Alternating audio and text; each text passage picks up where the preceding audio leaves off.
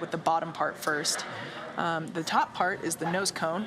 That's the part that if you were, Dragon SpaceX, capsule translation is imminent. Copy, imminent. All right, so just a heads up there from core that the capsule is about to move or translate to forward. It's, again, just that communication to the crew because they can't really see what's going on too well outside the window. So just, every step of the way, the core's responsibility is to give the crew a heads up of what to expect next. Yeah. So we heard the call out, brace for drogues, mains, splashdown, and here, for translation movement. Yeah, really anytime crew is about to feel something, experience something, it's completely nominal, but you're right, without direct insight to it, it's really important for, core or Capcom in some cases to, play that role of letting crew know, heads up, you're about to feel something. Yep, and of course, while crew, they're monitoring the timeline all on their own, having that, as we mentioned before, confirmation of the choreography is important. Yeah.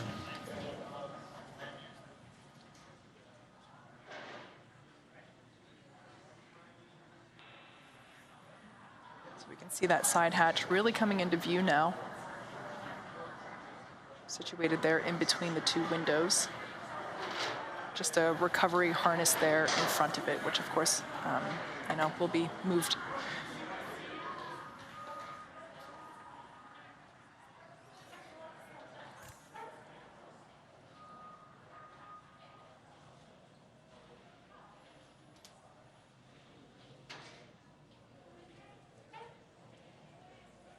See a good dual view inside the capsule. As on the right, you have teams still in respirators working on the entry aspects of the Dragon, ensuring that it's safe and ready to be open from the side hatch. While crew on the left side is, you can see over the shoulders of MLA and Larry, awaiting for those ground teams to make ingress.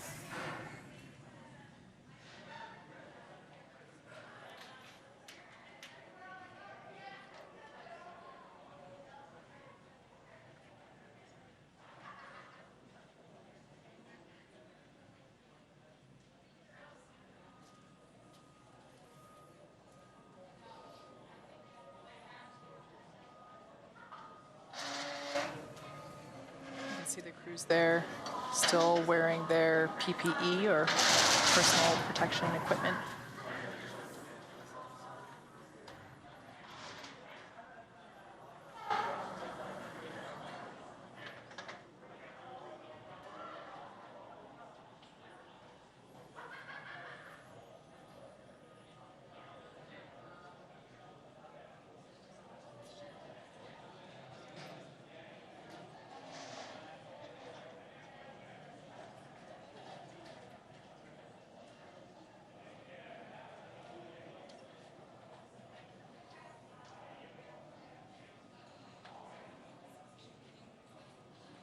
And if you followed along during launch, similar to crew ingressing the Dragon for the first time, there is a whole team of people on the ground supporting these efforts. Likewise, during splashdown, there's an entire team of people on the ground supporting recovery. So as the vehicle, not only is recovered from the water and is passed onto the boat, it's then handed off to people on the recovery teams who have very specific roles.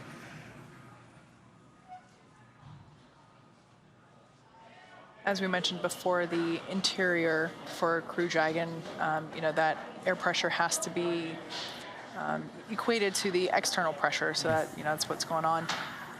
You can see now the crews have taken off their PPE. Dragon SpaceX at 36 minutes and 25 seconds after splashdown. We are go for side hatch opening. Stand by for hatch opening and egress. Excellent. We are watching the clock.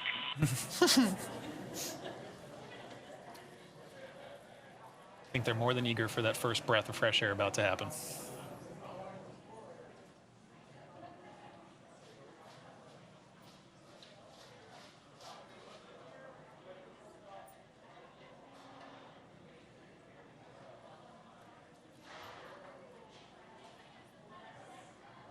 All right, looks like that side hatch is open. Excellent. Flight surgeon stepping in there to do a quick check with the crew.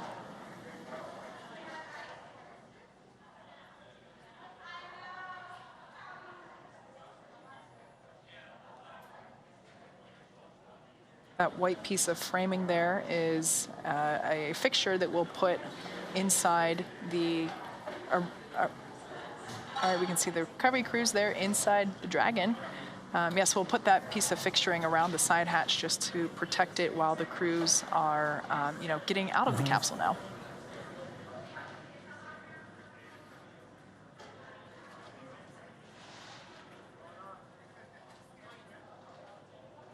All right, so just the recovery crew there giving a quick reminder to the Axiom 1 crew how things will go down in terms of, egressing or exiting the capsule. We have said this before, this is something that has been rehearsed. The team practices getting in and getting out of the capsule. But, just a quick rundown, they've had a dynamic day. Exactly, exactly. It's nice to have the reminders, and it's good to just say, hey, we're almost there, but a few more steps to go before we get you out. But regardless, welcome home.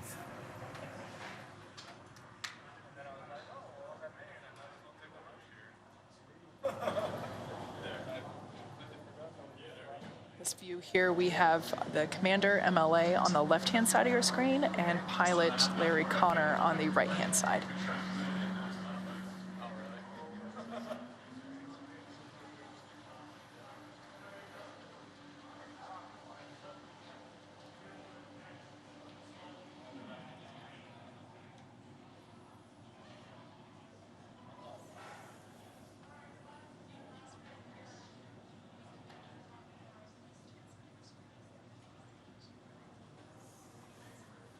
This view, you can see a few more of the ground team members just doing some final assessments and checks on the vehicle prior to crew egressing through that side hatch.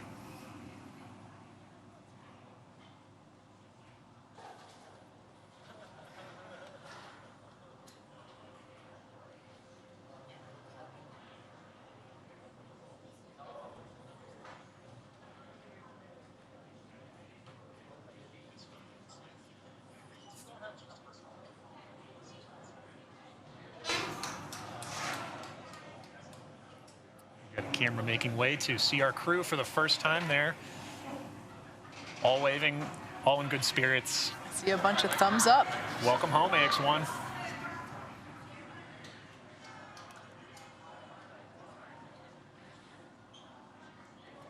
Lots of smiles on board. It's always good to see.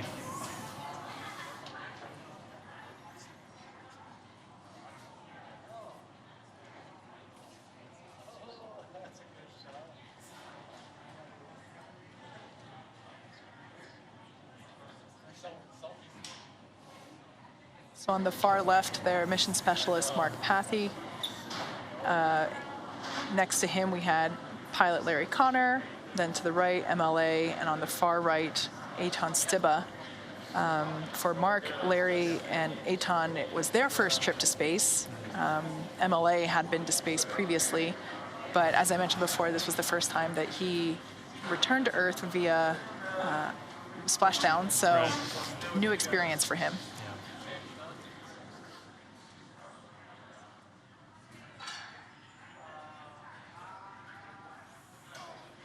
Returning home on an Endeavour, but splashing down this time instead of runway landing, right? That's right. I believe you said earlier that he flew on Space Shuttle Endeavour. Yeah. Was it STS-113? Yeah, that's right. Yeah. That's right. Which, awesomely enough, is parked here in LA. And we got to go see it the other It day. sure is.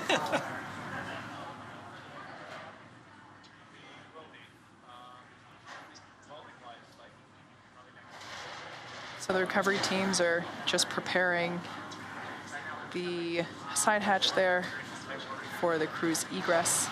That's that white frame you mentioned earlier. Absolutely. So just a fixture there to help protect that side hatch during this process. As we said before, this capsule has been reused. We plan to reuse it in the future. So not only to protect the crew themselves, but also the hardware. Yeah. I imagine that's the sealing mechanism, so you want to protect that as you're walking sure. over it and making sure it stays pristine.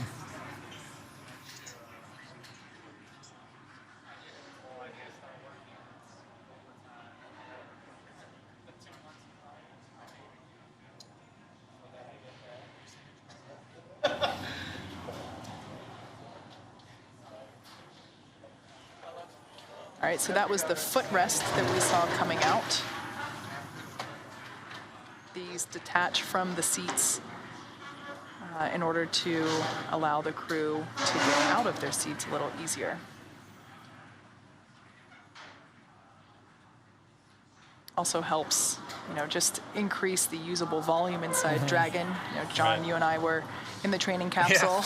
It's about 2 weeks ago now. Yeah. And it's definitely makes a difference in terms of small things like Right. that, which seem like a small or a thin item that doesn't really take up space, Right. but in reality, in terms of the volume that it occupies and where in that volume it is placed, it does make a difference in terms of mobility. And when you're on orbit in microgravity, it's a little lot different. easier to get around than when you're stuck here on Earth with that 1G pesky environment. gravity. Yeah. Pesky gravity. Right, and I don't know if it's the same for egress, but during launch we noticed that there was a very particular way in which crew and ground teams had to ingress the vehicle because of those volumetric constraints. But allowing those footrests to come out does free up space a little easier. It's been they've spent a number of days in orbit, haven't felt the effects of gravity in a while. So making it as easy as possible to egress the vehicle is really important, not only for their comfort but also for everybody's safety. It looks like pilot Larry Connor might be the first one to exit the vehicle. See on the left-hand shot, the right side of that screen.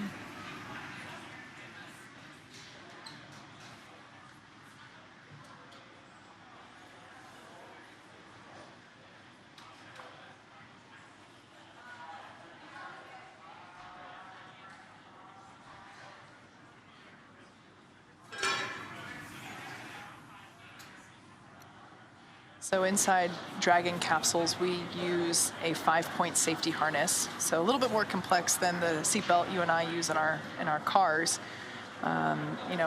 It's really designed to be safe. Make sure that the crew's ergonomics or their, the positions that their body is in during the dynamic portions of the mission, that they're strapped in properly, but also so that they're comfortable. Right. So it's it seems like that's what the recovery teams are now assisting the crews in unlatching is that safety harness. Right. So we can see there Larry Connor starting to make his way out of his seat and onto the deck there on our recovery ship Megan.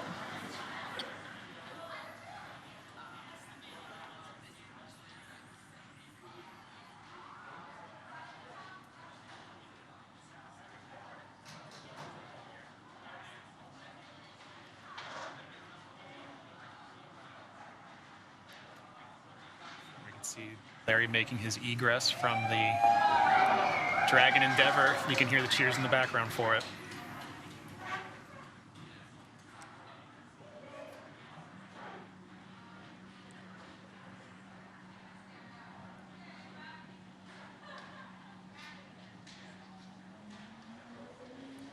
All right, those are his first steps back on planet Earth after spending 17 days on orbit.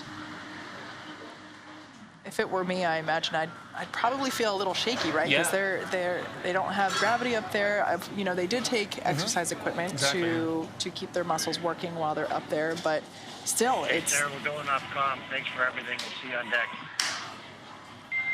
Sounds good. Talk to you later. My last call there from MLA to say that they're no longer going to be utilizing the Dragon communication systems. They'll just talk with everybody on the deck. So there we saw mission specialist Mark Pathy. He was seated on the far left, or at the left window seat.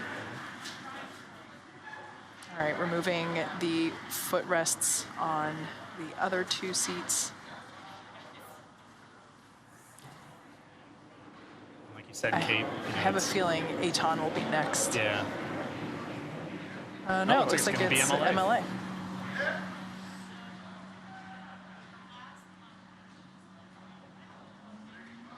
Yeah, that's certainly part of the reacclimation process, is remembering those muscles that help keep you stabilized in a 1G environment. You know, you haven't used them in a few days, so it's certainly time spent after coming back home. Oh, just kidding. All right, so MLA did a little change of seats there, so Eytan will be the next one to come out. It's very, you know, that feels very on par for him. You know, we've heard that MLA really was an exemplary commander for this crew, and you know, he basically just said, no, Eytan goes first, I'll be last. Yeah. One of my favorite phrases is leaders eat last. You know, make sure everybody else goes first, and you know, it's just great to see that. Yeah.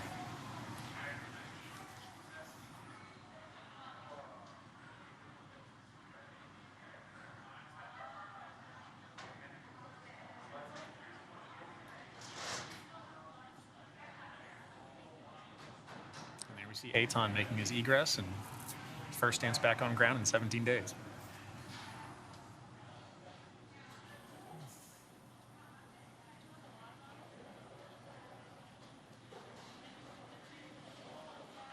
Yeah, it's quite the readjustment coming back down to Earth and going from, you know, regardless of how long you're up there, obviously it's, you know, the longer you are, the more difficult the transition can be. But you know, even after the 17 days that they were in microgravity, you know, that's still a pretty significant change on the body. Yeah, it certainly is. So it's pretty amazing to see them, you know, just take those steps and begin that reacclimation process. Exactly.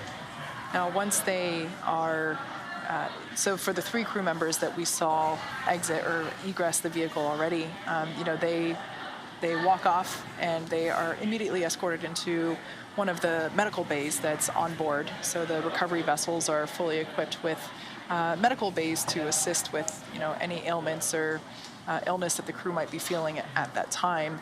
It seems like everybody was in really good spirits and everybody was feeling quite well.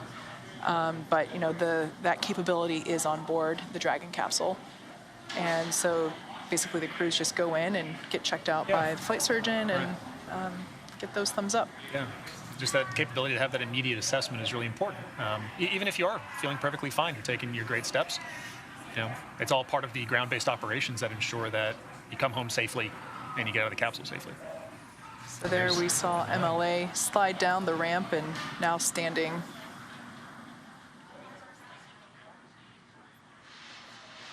Welcome home, Commander MLA.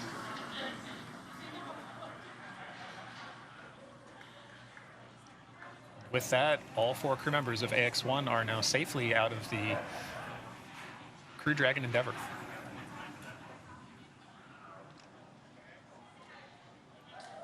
So you can see there mission control here behind us at SpaceX headquarters in Hawthorne, California.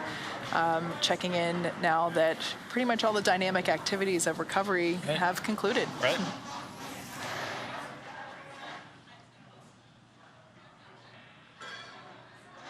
At this point, we'll just be waiting on crew to make sure that, you know, they have those good checks that you were talking about. You know, making sure that all the medical checks coming out of the vehicle, they're happy, healthy, feeling good. Yeah. All right, well, as the crews are now safely aboard the recovery vessel and have completed their journey to the ISS and back, marking this moment is Axiom's Chief Business Officer, Amir Blackman. Thank you, John, Kate, and the Axiom and SpaceX media teams. Thank you for that wonderful coverage so we could all share in this. The AX1 mission is one of the more visible milestones of our journey to ensure that space travel is opened up to more and more of the brightest minds and eager explorers from around the world who want to make our home planet a better place. And we believe this mission, represented by the US, Canada, Spain, and Israel, advances that vision of a unified humanity reaching for the stars. Despite the strife going on the ground, the ISS crew and our astronauts continued working together as a beacon of international cooperation. In the years preceding this mission, we at Axiom Space set out to develop the procedures, foster the agreements, and build the operations and support teams needed to expand what had historically been negotiated only between governments. And with every step, we've created new precedents. We set the bar very high for ourselves, and we asked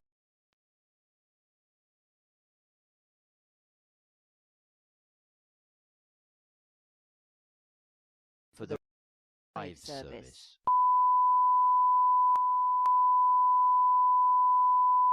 This is the primary audio circuit for the Reuters live service.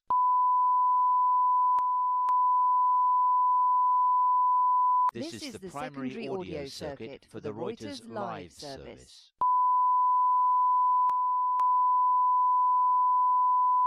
This is the primary audio circuit for the Reuters live service.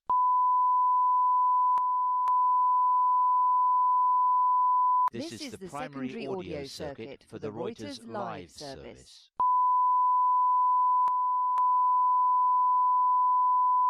This is the primary audio circuit for the Reuters live service.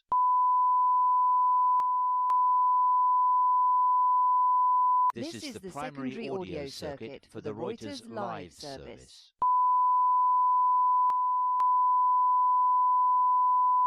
This is the primary audio circuit for the Reuters live service.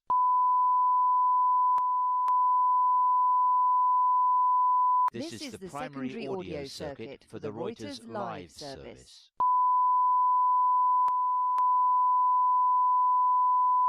This is the primary audio circuit for the Reuters live service.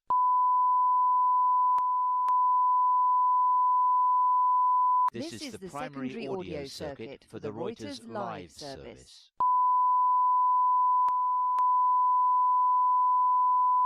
This is the primary audio circuit for the Reuters live service.